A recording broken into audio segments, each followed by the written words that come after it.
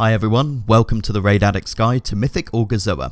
I'm Zafu, the author of the Tips and Tricks thread on the competitive WoW subreddit. A link to the full text companion guide is included in the description, including an example raid note and various tips for raid leaders and those looking to understand the fight on an intricate level. For this boss, you'll need 3 tanks, 5 healers and a cleave-weighted DPS setup. Mages and rogues are very useful on this fight. It is possible to 2-tank this if you have 2 Brewmaster Monks, but I won't be covering that strategy in this guide. Assign 2 tanks to the boss and 1 tank to pick up the Zoatroids. Boss tanks with high stacks will be in charge of soaking the amniotic splatter puddles when the adds die. All healing classes are viable for this boss, notably Restoration Shaman and Druids, who haven't had a great time this tier. I won't be covering what abilities do unless it's important, so I will assume you've seen the fight on other difficulties first. On the pull, you'll want to position the boss at the edge of the room. We utilise this corner to make it a bit easier to pick up the adds, but this is up to you, you can tank him where he spawns. Use Heroism on the pull as well, or Bloodlust if you're a filthy Horde player. On Mythic, Zoatroid adds will spawn every 35 seconds. This means you'll have to have them up constantly throughout the fight. Your raid will need to find a balance between cleave and single target in order to keep these adds under control, but also push the boss to 40% before the 8th Arcing Current cast. Keep these adds stacked in the middle of the room and call when they're about to die so your boss tanks can soak the puddles that they spawn. Try not to let them too close to the boss, as they will empower, increasing the ticking damage they deal to the raid. When the Dribbling Ichor dance comes in, a visual effect can hide the amniotic splatter puddles, so DPS and healers need to be careful of those. You do not need to move very far in these dances, so stacked raid cooldowns can be used, such as SLT or Barrier. Healers will quickly discover that Dribbling Ichor number 3 and Arcing Current number 6 are often swapped around by the boss, causing some disruption to cooldowns.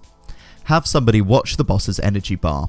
If Dribbling Ichor number 2 is cast straight away, that means number 3 will follow suit. If it's delayed, you will likely get a current first. Arcing Current is the primary mechanic that you will need to contend with while progressing on this fight. Healers will need to have a robust healing cooldown for each one, and I've included an example note in the text guide.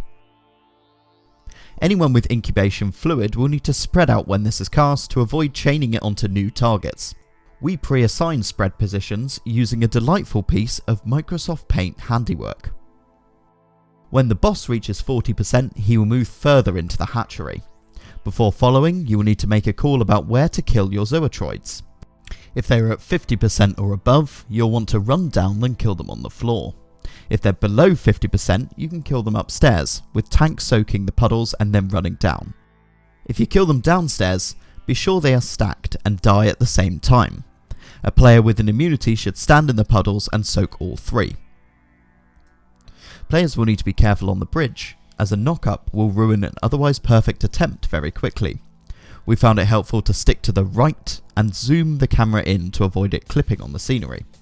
We also use Windrush and Stampeding Roar. In Phase 2, the fight essentially repeats. The only new addition is the Naga adds. You'll want to swap to and kill the first set of these and ignore the second completely. Be sure to have players assigned to interrupt the Shocking Lightning and Conductive Pulse cast by the Witch.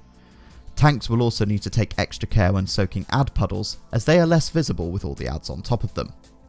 The Hulk will cast a powerful Stomp, and you'll need somebody with an immunity to soak this. It is listed as physical damage in the dungeon journal, but actually it's nature damage so rogues can use Cloak of Shadows. At the end of the fight, tanks will perform their last tank swap, and the redundant boss tank can then assist with tanking the second wave of adds, as these will be doing serious damage to your ad tank. Healers can also move cooldowns for Arcing Current 6 and 7 forward, as it's unlikely you'll see them in Phase 2. Thanks for watching this guide. For full detail, as well as links to weak auras and the discussion, the Reddit thread has been posted in the description. Please feel free to leave feedback there or in the comments on this video so I can make future guides as relevant as possible. Good luck on Orgozoa, and I'll see you in the next guide.